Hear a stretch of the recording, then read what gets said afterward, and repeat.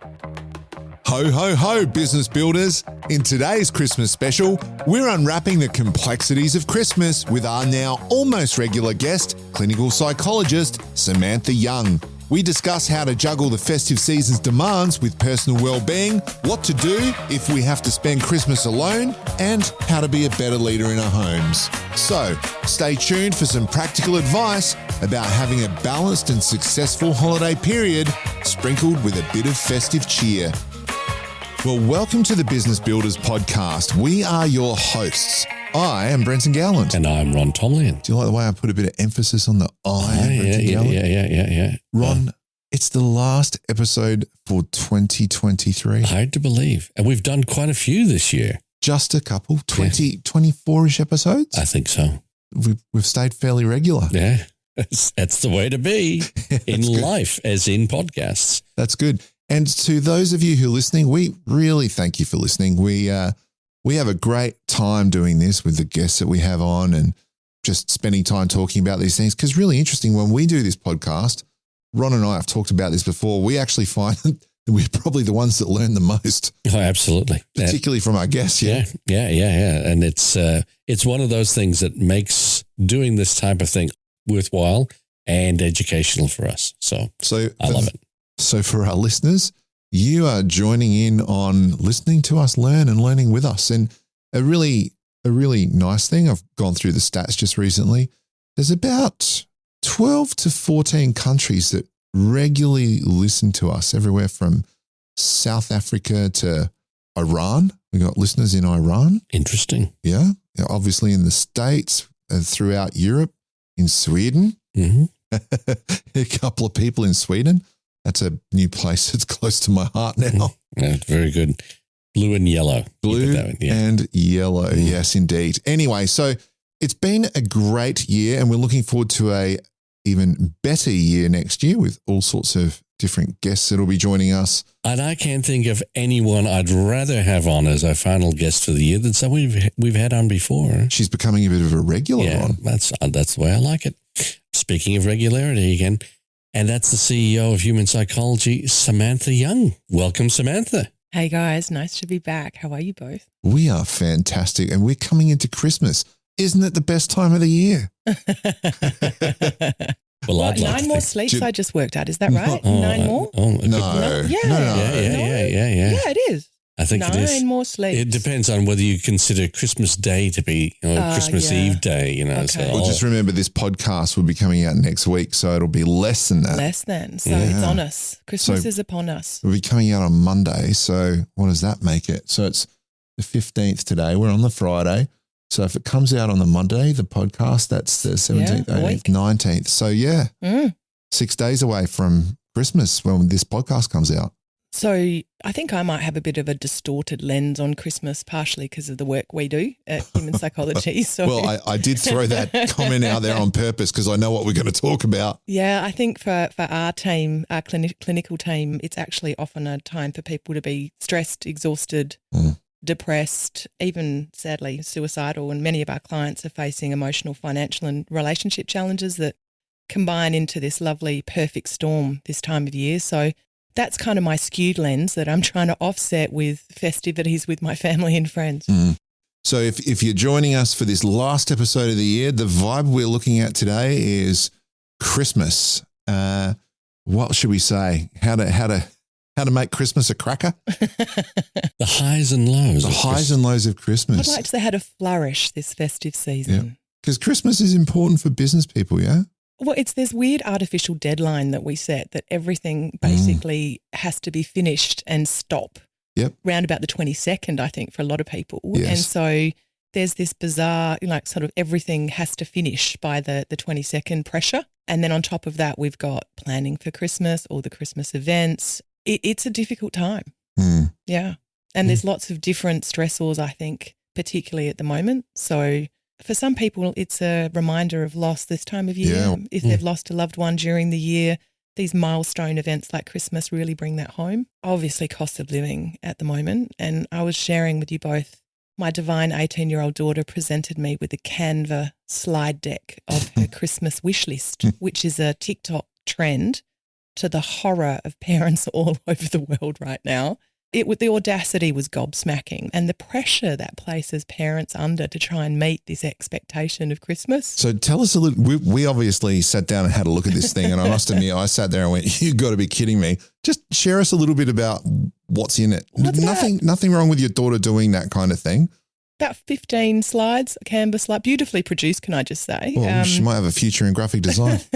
But we had, the gift cards, the stocking fillers, the skincare, the makeup, the very expensive athletic wear, bikinis that I think were about $250. You name it, it was on there, and inviting us to select from her list this year.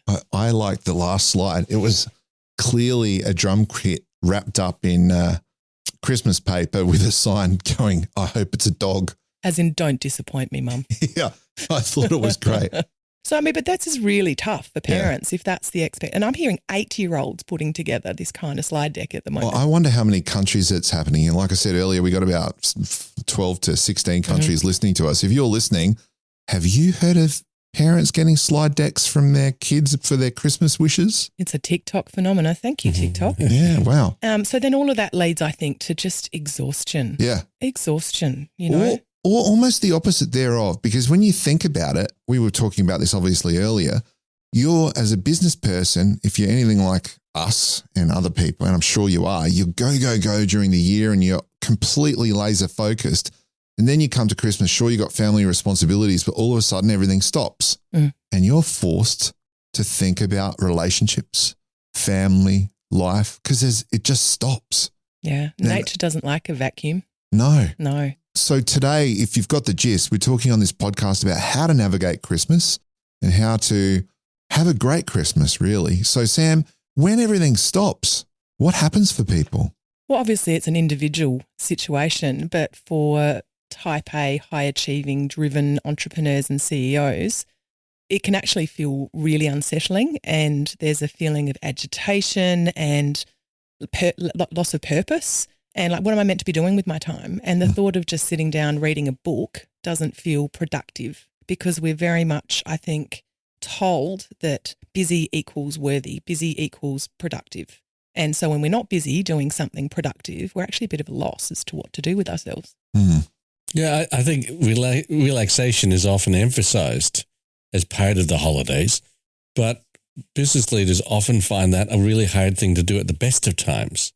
So how can they use the holidays to develop better practices in this? Or can they use the holidays in that respect? I think it's a golden opportunity. It's a golden window. It's a gift if we choose to use it the right way. And it's how we consciously choose to invest our time and energy. So I think the first priority needs to be rejuvenating, restoring our resources, and then time with people that we love, that love us, that social connection with family and friends. All of the positive psychology research would suggest that quality relationships are literally the most important driver of well-being. Loneliness is as big a killer as obesity, smoking, which is tragic, really. In the social media world that we all live in with thousands of connections, loneliness is increasingly a problem. How many people are alone at Christmas? I know there'd be a huge number. In the business community, you think it's the same? Again, I think that's hard to answer, but certainly we have an expectation of what the perfect Christmas is meant to look like. And it's meant to be filled with, joy and amazing, happy family times. And so for those people that don't have that, it can really feel like failure and drive home sort of that sense of taking stock of the year and not feeling great about where I'm at. You know what I used to do, and I'll share this just because it's pertinent. My family for years didn't get on and talk with each other. So Christmas was, I'd go see my mum, that would last a couple of hours. But then the next few days, I didn't have anywhere to see or anything to do. So every year I got into the habit of buying a computer game and I'd play it for 3 days straight and then throw it in the bin at the end of that one when everything started to open up and get going. That was my way of dealing with it all. We have strays at our Christmas. So, do you? Yeah, absolutely. So this year we've got 3 people coming that don't have anywhere to go for lunch for various reasons, separated families overseas. Yeah. And so, we always invite ring-ins and it's lovely. It's fun. It sounds like a good Christmas tradition to get into because it is inclusive and there are people who are suffering at this time of it year. can help dilute some of the family dynamics, should we call them, that can come up on a Christmas day with a bit of alcohol thrown in. And I always thought that Christmas, as you say, time of family and so on, but be careful what you wish for, because family can be the problem. Well, I mean, simmering unresolved family tensions and time together plus alcohol can be an explosive combination. So I really want to warn people about that, and this expectation of feeling festive and celebratory, and some of us won't be, and that's okay. You kind of need to craft your own Christmas. And if that's sitting, you know, in a movie theatre watching a movie, or, you know, just, I've got a friend of mine that's flying to Bali on Christmas Day because she's done with everyone's stuff. I got two other friends who are flying on Tuesday to Bali next week. Same reason. Amazing. Like, why not? Why isn't that a great way to spend Christmas if that's what you want to do? I think I would invite people to think about doing things differently. So how can we give back? There are lots and lots of opportunities with not-for-profits to get involved at Christmas and give back to the community and to the less fortunate. Just that simple thing that you talked about, inviting a few strays to your, I think that's a fantastic, if everyone did that, or if a lot more people did that, there would probably be less people who are concerned about the Christmas time. Charities like Food Bank, desperate for supplies, because a lot of families are not able to afford a nice Christmas for their family because of cost of living. So there's lots of different ways we can think about taking the lens off ourselves and putting it on more needy people. So the Business Builders podcast, we're obviously talking about business builders, people in business. So how do we then, as business professionals, prioritise our mental health during this period of year and protect ourselves and our family? Well, can I start with the leader's role in making sure their people are allowed to have good well-being and mental health? So, you know, email access and sending emails over the break. Do we take the email app off our phone? What kind of out-of-office message do we put? I've seen some gorgeous creative ones recently. Someone sent me one with still slaying, but spelled, you know, like Christmas sleigh. So are we allowing our people to take a genuine break? And we got to model that. Actually, I'd go further than that. Are we insisting that our people take a break? Yeah. Because of all the things we're going to talk about today, it's as pertinent for the people who work for business leaders as it is for the leaders themselves. Yep. And sometimes leaders forget that for themselves, but sometimes they forget it for their people too. Yeah. Just psychosocial safety risk. If we've still got a Christmas party coming up, let's make sure that we're ticking all of those compliance boxes around alcohol and safe passage home, etc., and people's conduct. Yeah, I've seen some terrible outcomes from Christmas parties. Yeah, there's some good stories out there. But there can also be, Christmas parties can be great. You just need to have a half a brain active. Which sometimes, again, with alcohol, that half leaves the room.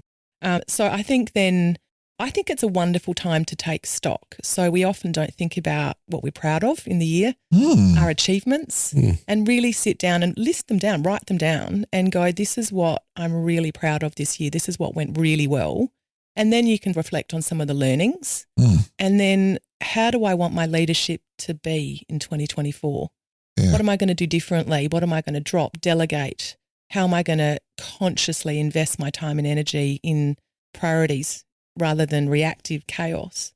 So I think it's a time to reflect, it's a time to set goals, and it's a time to think about our leadership brand and how we want to be in our businesses. I like that. Yeah, I think reflection is, and might be something that we explore in the new year. I think reflection is one of the skills of leadership that is often neglected.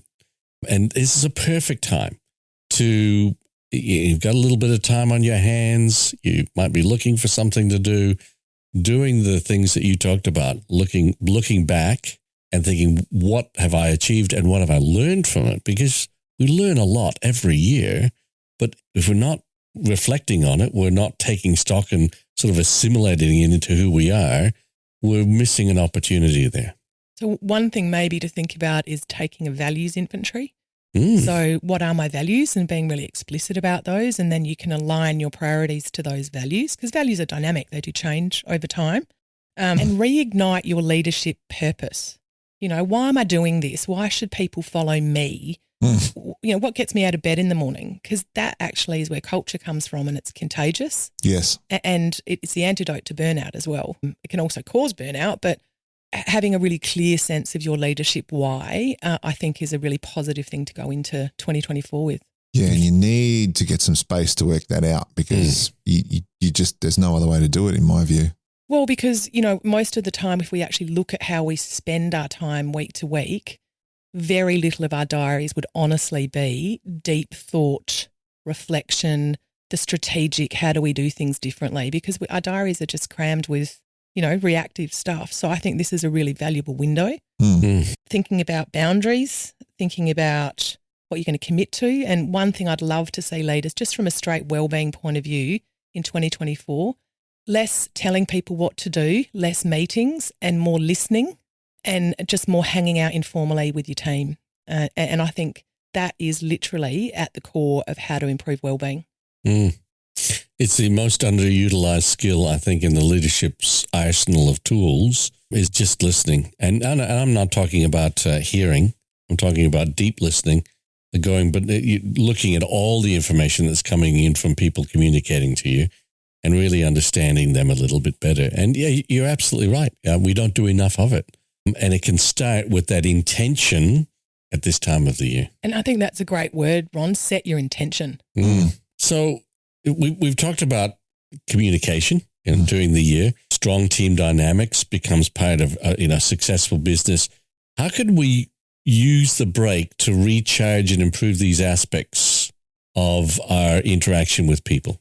I like that word intent again. Mm-hmm. So if we come back to what my leadership purpose is, do you have a clear and accurate picture of what the culture is in your organisation? How do you know it's accurate? So where's your objective factual verification on that? And a bit of a gap analysis. So if we're not where I want us to be, how are we going to get there?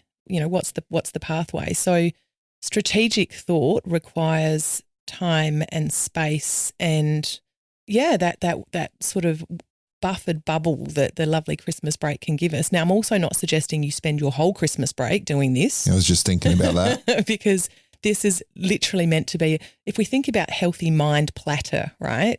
It's a bit like a serving size for nutrition, Playtime, downtime, unstructured time are just crucial to our mental health. And I think if you've got a partner, you need to communicate that you need to do some of that because otherwise I would assume, I'm starting to find out because this is the first Christmas I'm having a partner for the last fair amount of time.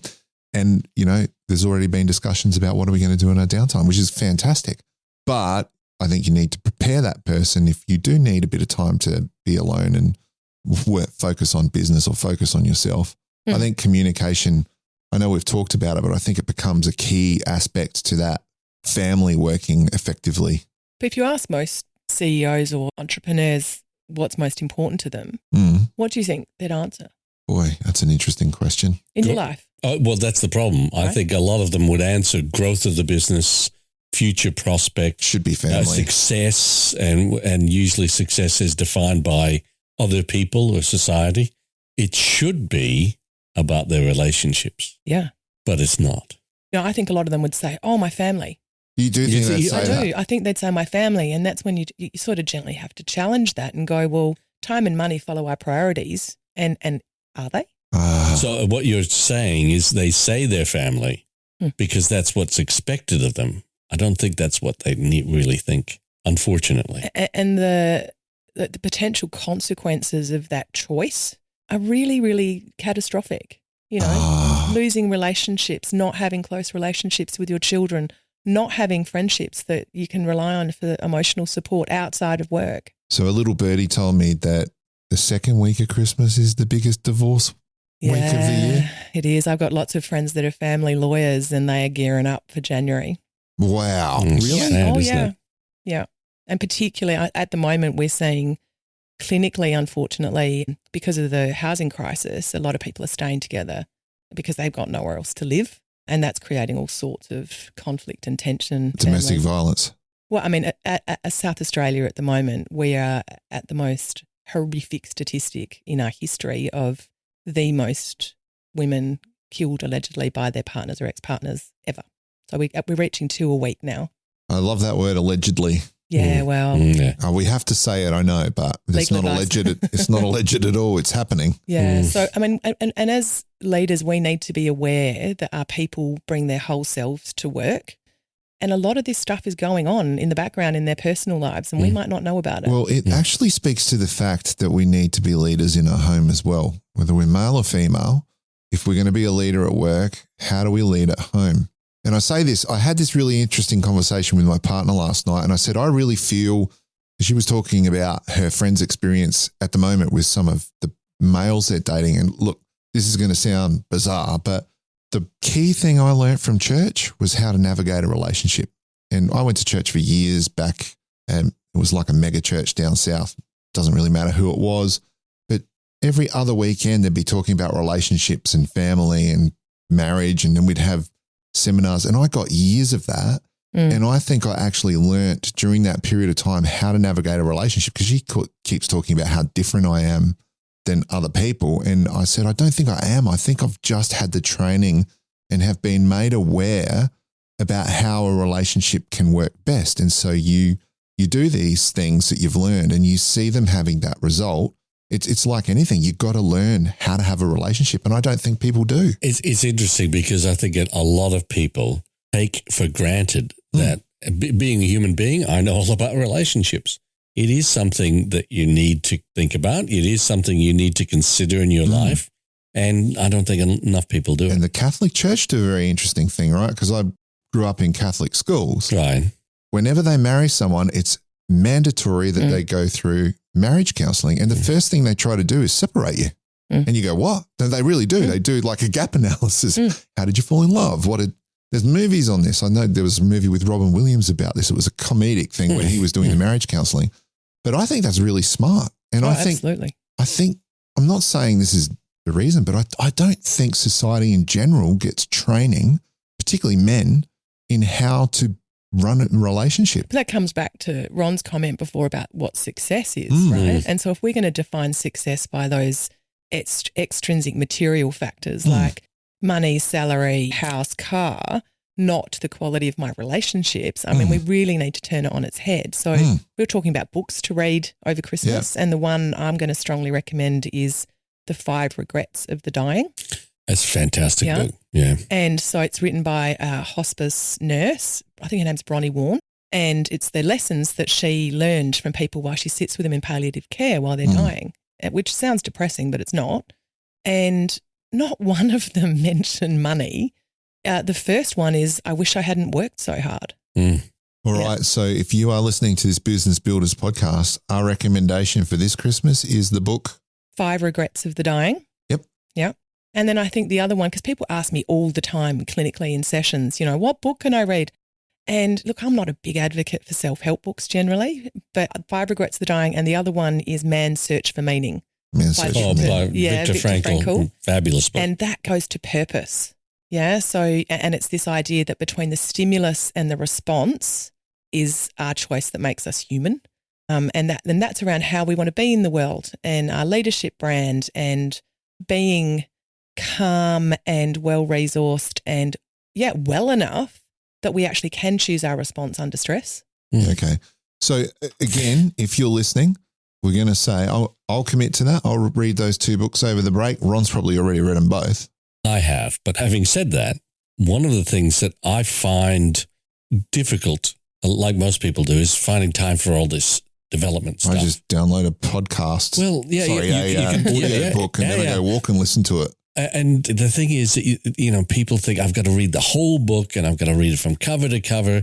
I've found that there's plenty of different versions of book summaries.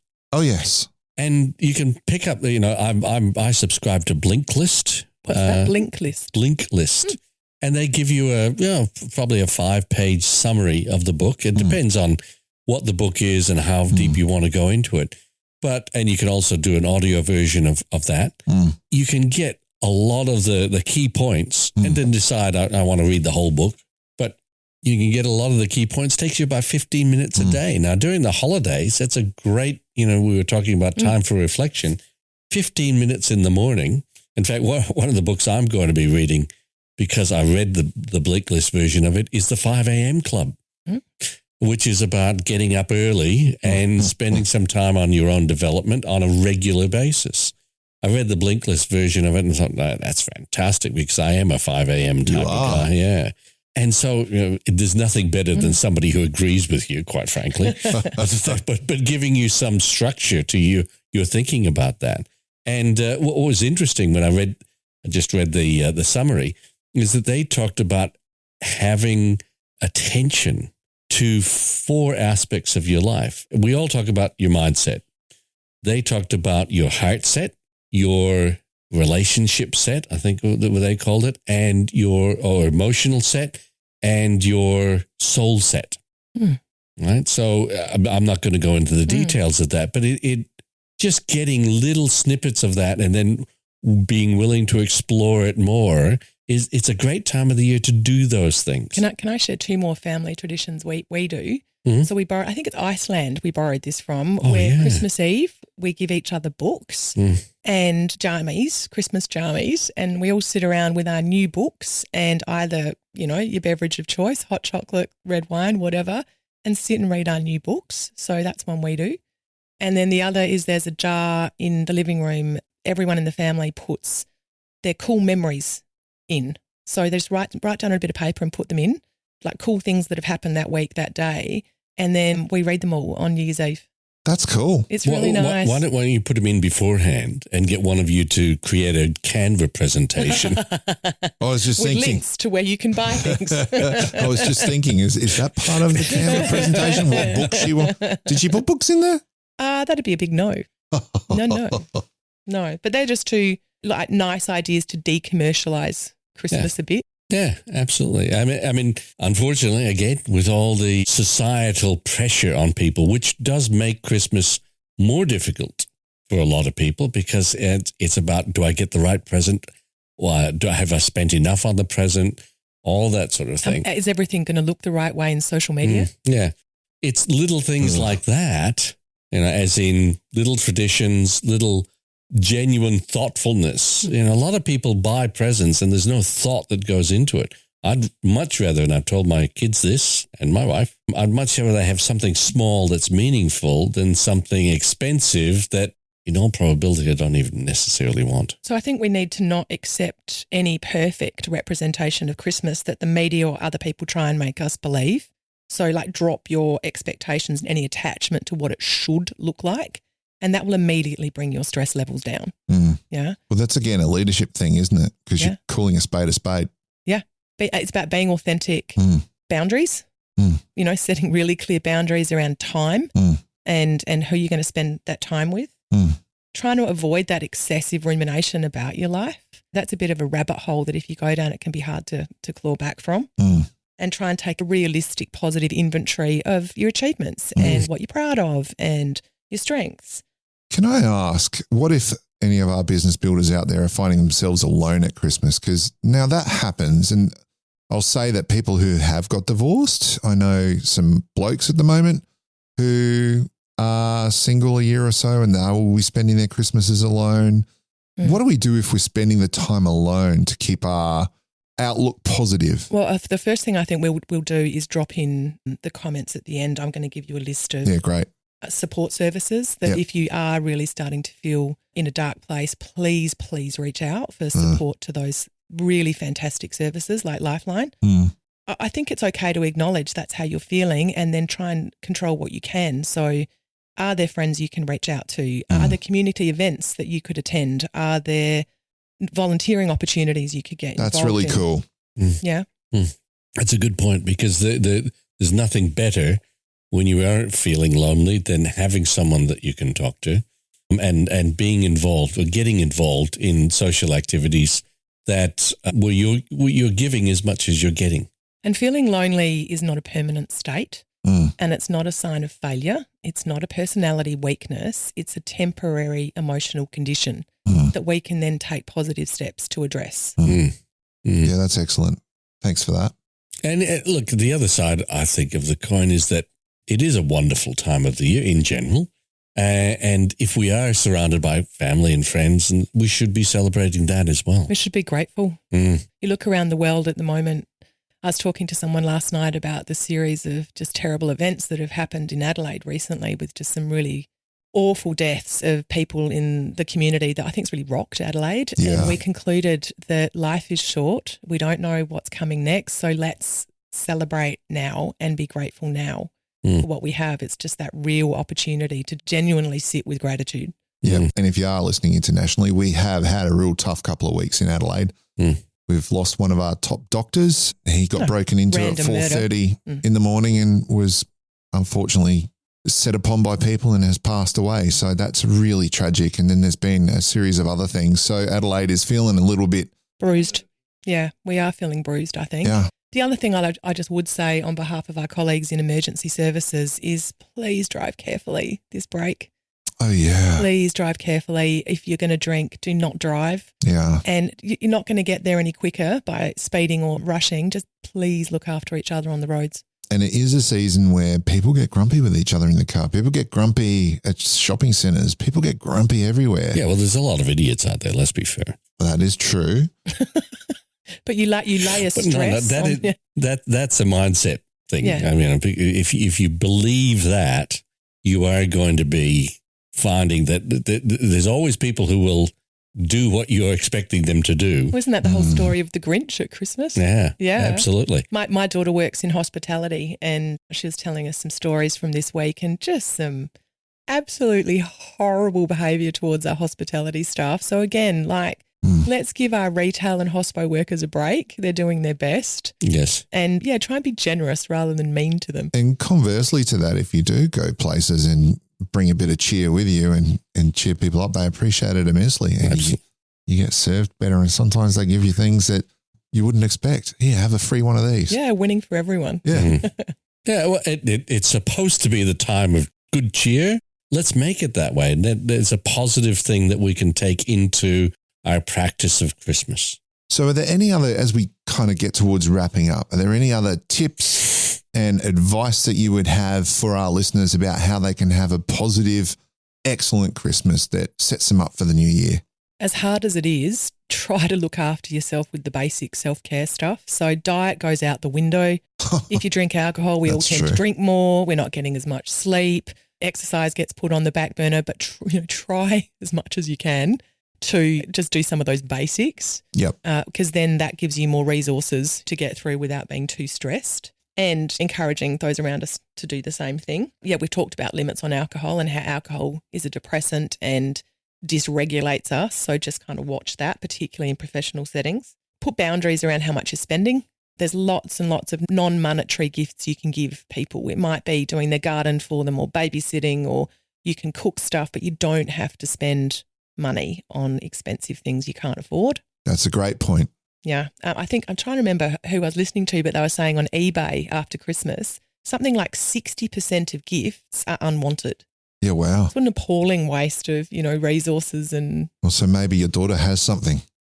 that would very strongly be her point of view. But you also said put a limit on your spending before you start going down that rabbit hole. Yeah, definitely, because it's very easy, I think, online shopping. It's not real money. It's just, it's just online. And then this idea of your leadership practice and your sustainable well-being in 2024. So what are the habits that you want to commit to? And they don't need to be, I'm going to go and run the New York Marathon, right? Small things add up. So what are some of the small changes? Is it taking a lunch break? Is it leaving the office at 5 o'clock some nights? Is it not doing work at home on the weekends? I don't know. You're going to need to think that through for yourselves, but what are some of the practices you can commit to that are going to give you that sustainable well-being? Yeah, great. Yeah, and what better time to do it than this time of the year when we've got New Year's resolutions coming up? Oh, I'm not a big one for New Year's. No, I know, but for some people, that's a big thing. And look, let's make them positive. Well, also let's make them really specific. So I think most New Year's resolutions are vague expressions of hope. You've had a few drinks and it's like, I'm going to get fit and I'm going to lose weight and I'm going to, and they're not goals, right? So if you're going to set goals, make them smart goals, yeah? And make goals. them when you're smart too. What's the definition of smart goals again? It's specific, measurable, accountable, realistic, and time-stamped or time-oriented. It's like having an encyclopedia with you wherever you go. As long as it's not Britannica, I don't mind. Fair enough. Okay, well, as we wrap up today, I'd like to say Merry Christmas to everyone out there. I want to ask, Ron, we've talked about a few books. It's just struck me that we should have a reading exercise over the break, a business builders reading exercise that we all do. We talked about 3 books. 2 so far. Well, you talked about 2. Ron talked about 1. I got 2 more. Oh, give us those. And I know these are classics. You probably read them. Simon Sinek, Start With Why. That's a great book. As a foundation for your year. And then Brené Brown. Oh. Daring Greatly. Yeah. Yep. So be brave. What are you going to be courageous about in 24? Okay. So there's a lot of books there. There's 5 that we've talked about. So what was the first 2 you talked about? 5 Regrets of the Dying. And Man's Search for Meaning. And yours, Ron? The 5 a.m. Club. Okay. So if we were to pick one of those as our reading exercise for the break, which should it be? Oh, crikey. I like Samantha's. I think Viktor Frankl always is a classic, and it's one that will help change mindsets and behaviors. What's the book called again? Man's Search for Meaning. Man's Search for Meaning, right. It sounds a little bit heavy, and it is a bit heavy, but it's an easy read, and it's one that I keep going back to all the time. I will get on Audible and I will simply buy it, and Christmas is the time where I start getting back into the walking habit. I usually walk about an hour a day, so I'll listen to that for about an hour a day. Best way to get your mindset right is to get out in nature and do a bit of exercise. So, look, I would suggest if you're listening to Man's Search for Meaning by Viktor Frankl, if we all read that, if you're listening, you don't have to, obviously, but if you want to, we'll do the first episode back in... Get the Summer Round Blink list, only take you 15 minutes. Fantastic. We'll in 2024 talk about that in the first episode, so we'll see what we've learned. But there was 4 other books there that sounded really great too. So if you're hungry for some meaning, you've got plenty of opportunity from those books that we've just talked about. So any final words for the year, Ron? Merry Christmas. Any final words for the year, Sam? Be safe, be kind, and stay well. And I simply say the same as you. Merry Christmas. We will see you in the new year.